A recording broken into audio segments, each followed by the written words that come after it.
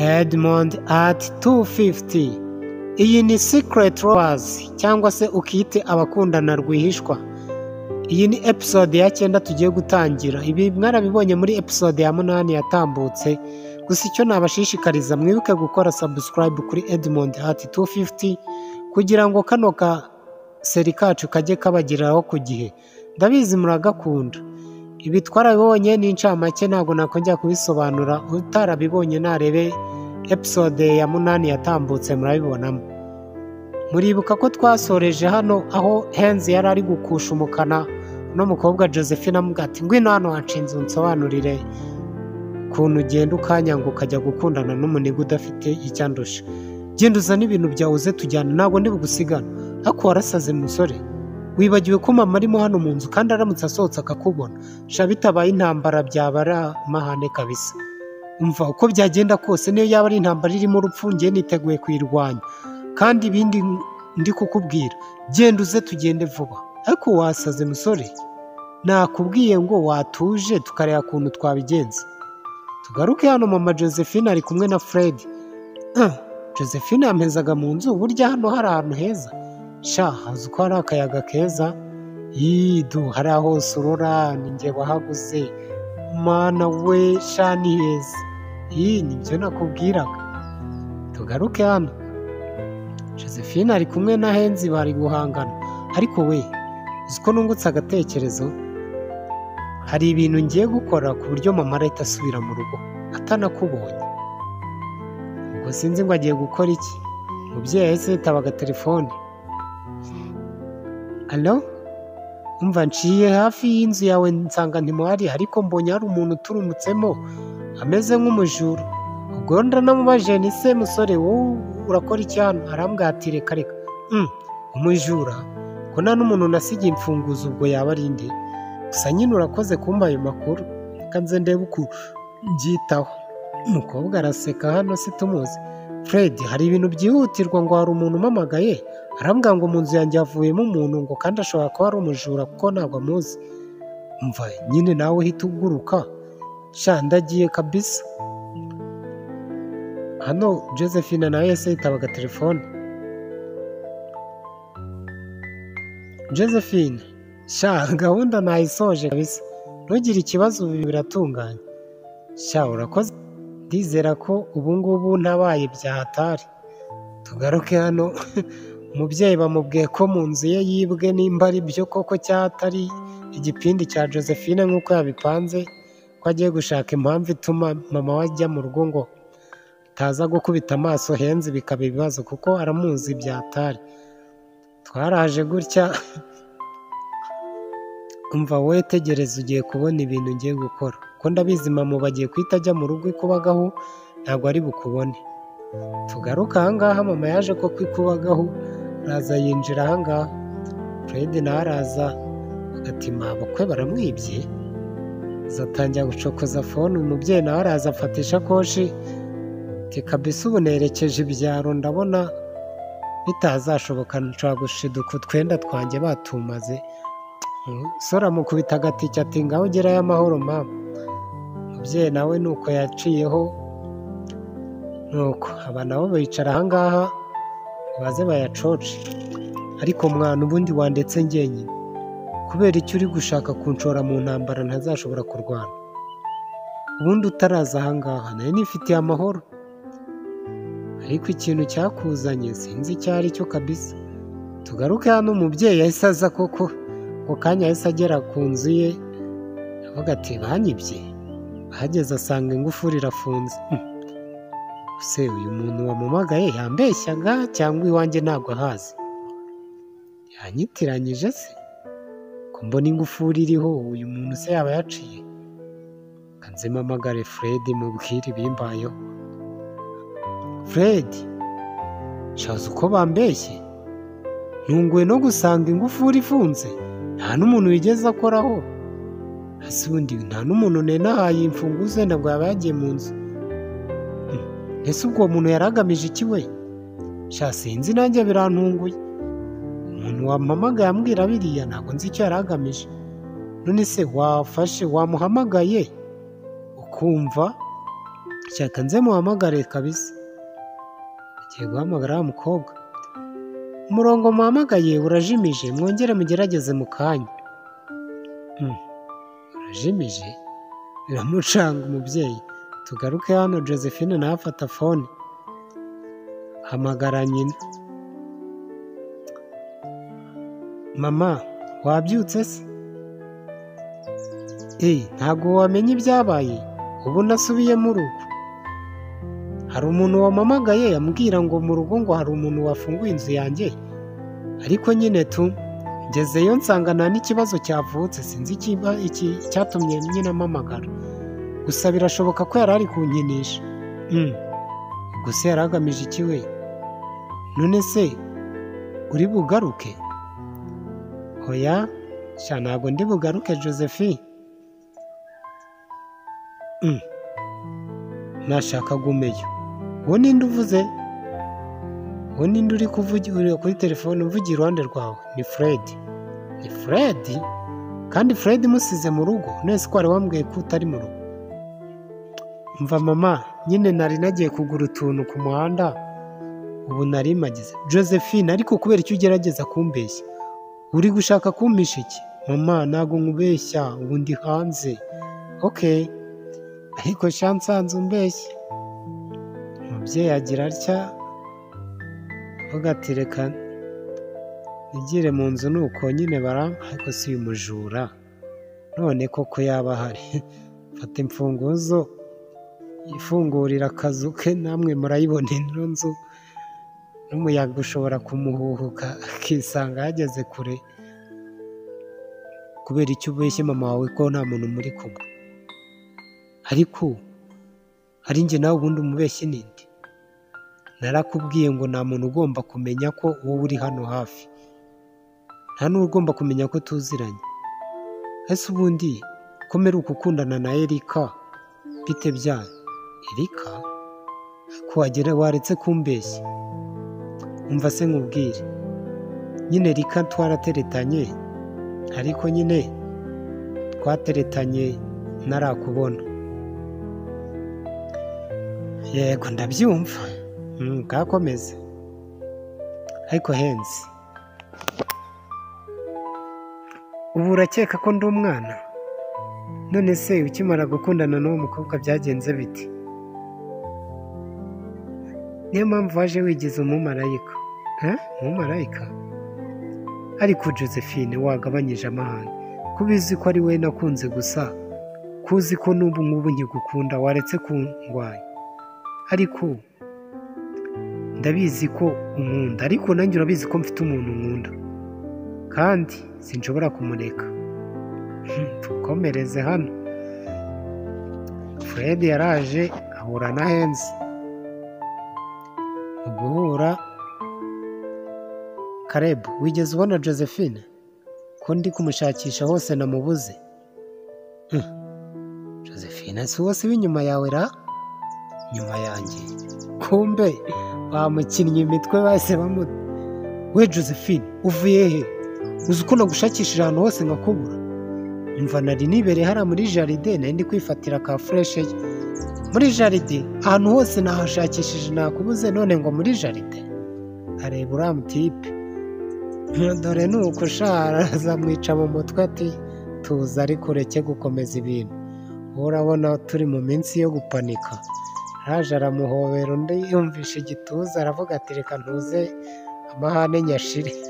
Gusa nubwo bari guhoberana hariya hari uri gushira yumva, ari kubareba akavuga ati nicyo cyantwaye umukobwa sha, none ari no guhoberana nde bose, reka nigendere sha, ntari bitu ubwo nabonye Josephine, noneho ubu ngubu wakwigendera. Umutipe ahita yinyarukira n'umujinya mwinshi, aravuze ati sha, gikomeje kundisha umubu. Mva se mama wawe yagiye udahari kubera twe twagushatse tukakubura, gusa ubu yasubiye mu rugo. Yego twavuganye, yamaze kumbwira ko gahunda zimeze. Kagahindukira akareba hirya muri aya mutipe aho arengeye akagaruka. Ariko mwana, uzi ko wari wanteye ubwoba? Nibazaga nimba wagiye guhamagara wa muhungu mwakundanaga, akira telefone yanjye urebe umuntu twavuganaga. Ndabizi abagabo umufuha kubi, wabona uzi ko navugishaga undi mutipe. Tipe nawe aracekinga ati iyo nsanga ari ikindi kintu mwavuganaga ko kumena umutwe. Umva mwana, narakubwiye ngo ninongera kukubona uri kumwe n'undi mutipe, umva njyewe nzahita mukura kuri ino si, kandi ubyumva ubyiteho. Ahita yigendera. Umukobwa nasigara ahangaha aramureba ati ariko se noneho ubona ndamenya ibi byo nzabigobotora ntera. Abatipe babiri bari kundwanira. Tugaruke hano, Henzi yaraje. Amaze kuza haza wa mukobwa, haza arayegera. Umeze ute musore? Undi arahindukira. Bite se? None se wambwiye izina ryawe? Nitwa Kalebu. Sha nyine tu warakoze gutabara bosi. None se wa mukobwa ufite ubumuga kumeruka muri guhirikana hari habaye iki? Ntabwo mukundana? Umva, ntabwo mfite gahunda yo gukomeza kuvugana nawe mvi iruhande, ariko se watuje. Umva nyine ikintu nashaka kukubwira, uriya mukobwa nushaka umwirinde, kuko uriya mukobwa ntabwo ari mwiza. Umva uriya ni mubi cyane, naramubonye nubwo atavuga ariko afite byinshi abitse. Kanigendere. Ahita acaho agenda areba inyuma, atari kuri amutipe disi arababaje. Nuko tugaruke hano, wa muniga wacu uhora ashaka kwica umuntu wahawe ikiraka. Lena, urashaka iki? Ndashaka ko duhura, ndashaka ko twavuganye kuri fone. Woya nakubwiye ngo duhure. Okay, sawa, iminota 10 turaba tubonanye. Nuko ubwo iminota 10. Umva se, icyo nshaka kukubwira, ugomba kwitonda, kuko uriya mukobwa ufite ubumuga nawe nabonye atari umuntu mwiza. Uriya mukobwa tugomba kumukura mu nzira, kuko nawe ashobora kutubera ikibazo. Ubwo rero aho kugira ngo twite kuri Josephine mbere, ndabyumva, aho waba bibaze neza. Sha aho naribi kabisa. Uriya mukobwa nanjye naramutinye, kuko tutamukuye mu nzira yazatwitambikira mu mupangu. Ibyo nibyo ngomba kwitaho. Tugaruke hano Fred. Umva ngiye kureba onkire, hari utuntu tugiye kuganira, ndagaruka mu kanya. Ariko sha komeze wite ku rugo, kubera ko ntabwo byoroshye, bajura barateye. Fred acaho ngo agiye kureba onkire we bagire utwo banoza. Nuko akigenda hano, Henze nawe yari yitsimbye aha hafi, abaraje ati ubwo umugabo agiye reka mbe nanjye ngira utwo nivugira, kuko uyu mukobwa ntabwo nzamuva iruhande ntamujyanye. Hano Josephine ahindukiye abona umutipe yari ari hafi aho. Kubera iki wahobeye Fred imbere y'amaso yanjye? Washakaga kunyereka iki? Hako umusore, kumba mbona wowe wari ufite amatiku n'amahane, ubundi ufite ikihe kibazo? Fred urabizi ko ari umukunzi wanjye, ubundi wowe watashye ukava ahangaha kugira ngo ukomeze kuboneza abantu, washaka kuzanyirukanisha. Umva ngiye icyo nakubwiye, ngiye nzava hano ari uko nkujyanye, ko ntabwo nzagusiga ahangaha. Ikintu ngomba kukubwira, Fred ntabwo azigere yinyitambikira mu mupangu. Ariko se we wavuze gahoro, uyobe ko hano haba hari abantu bashaka kukumva. Nubwo Fred yagiye, hano haba hari abantu benshi. We umva, wimbuza kuvuga cyane, kubera ko ntabwo akivuga atyo Fred abaragarutse. Umukobwa bagize ati dore nyine wa muhoro wa Nyakaga nguyu ngagenda. Murakoze cyane. Ahita yijijisha, kandi bari ugiye gukora se gutema twatsi? Okay, ngagenda ntari bigendo dutunganye. Abaragiye ariko baramucerembye, sibyo bari barimo. Babe, none se kwisi ugaruka kandi wari ugiye kwankure? Nyine hari utuntu nari mbonye nari nibagiwe, nitwa nayo ngarutse gufata. nuko asubira mu nzu nimba yibagiwe yari abaguye gitumo bari mu tuntu n'utundi. Umukobwa yasigaye hano iramucanga avuga ati karabaye nari mfashwe. Fred yarasohotse ati ndagiye, nuko acaho nimba yibagiwe ikofi irimo ibyangombwa ntiwamenya. Hano Josephine baramwitegeza ariko mwana we nari nguwe gitumo rwose, noneho nari kuyisobanura neza.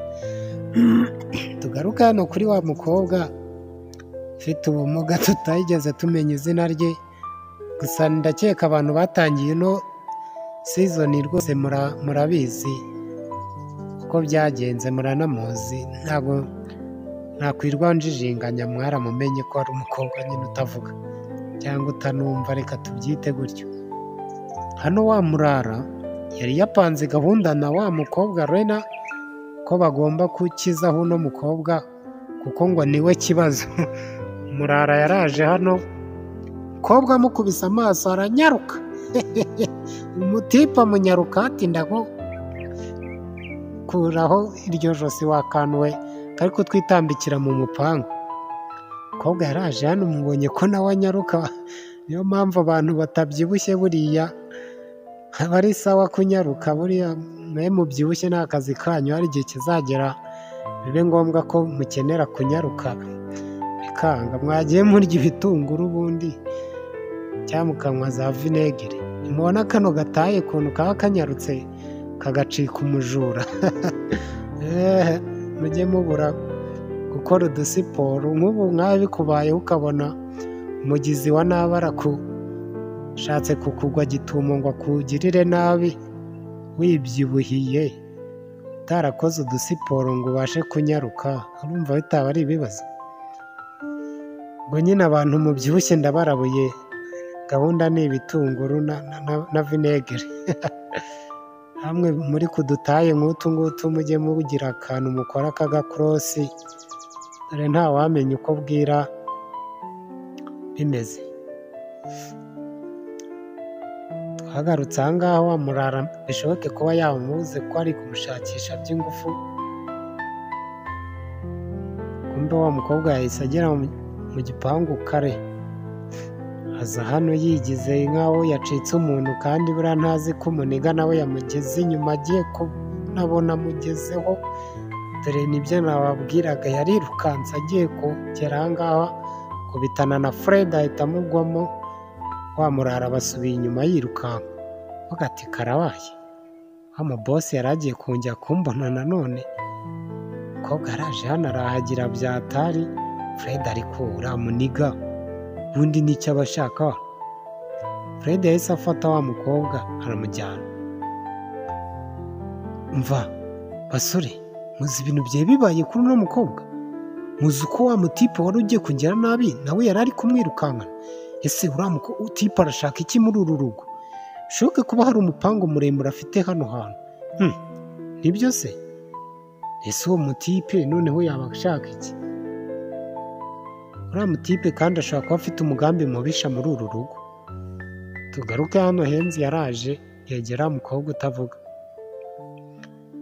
None se wamubonye byagenze bite? Ariko Karebu uko wasaze, uribuka ko atumva atanavuga? Ntuzi uko nari mbyibagiye wana? Ntabwo nari mbyibutse nyabo. Ariko nyine uwo mutipe ashobora kuba afite ikintu akurikiranye hano, kuko abantu barimo hano urumva ko nyine aba ashaka kubahiga by'ingufu. Ubwo rero tugomba kujya kumuhiga natwe. Yegusha akiranagamo akantu tujye guhiga umuginga ushaka kutugira nabi muri uru rugo. Bahise bambara n'ukuntu intwari y'amaye inkumwa baturi buyindura baturi igiti ati turamumena umutwe. Baragenda n'umujinya mwinshi bati nitumufata turamwica. Nuko barafashe inzira baragenda bati tugiye guhiga umuntu. Umva Fred, sha mwirinde kabisa. Umva uriya mutipe nabonye ari umuntu mubi. Shatse umva nagerageza kubataka nyine mwirwaneho. Ndabona muri abasore mufatanyije. tugaruke hano umukobwa ararutotse bari bagiye kumukubita ingiga y'igiti yaraje yicara ahangaha tangira gutekereza ati karabaye none buriya we yari agiye kunziza ikira. Josephine nawe yaraje hano aramwegera aramubwira ati mva se ufite ikaramu se ufite ikaramu okay akira kira n'agapapuro ubwo nyine ushaka kunyandikira. Aramwandikira sinzi ngo amwandikiye iki arangije undi rero nawe aramuhereje agapapuro abona yanditseho ubundi wowe niyihe misiyo yakuzanye muri ino nzu. Karabaye aramvumbuye ahita yirwaza mu nda haramurya. Akimara kumenya ko ashobora kuba hari misiyo imugenza muri uru rugo mu nda hahise hamurya bitunguranye. Nuko aka episode ka 9 karangiye dutegereza ka 10 turebe ibyo ari byo se uko kwirwaza mu nda aho nta kintu yumvishe munyamana ubwo atavuga wasanga afite ibanga. Ndabakunda cyane, ciao ciao.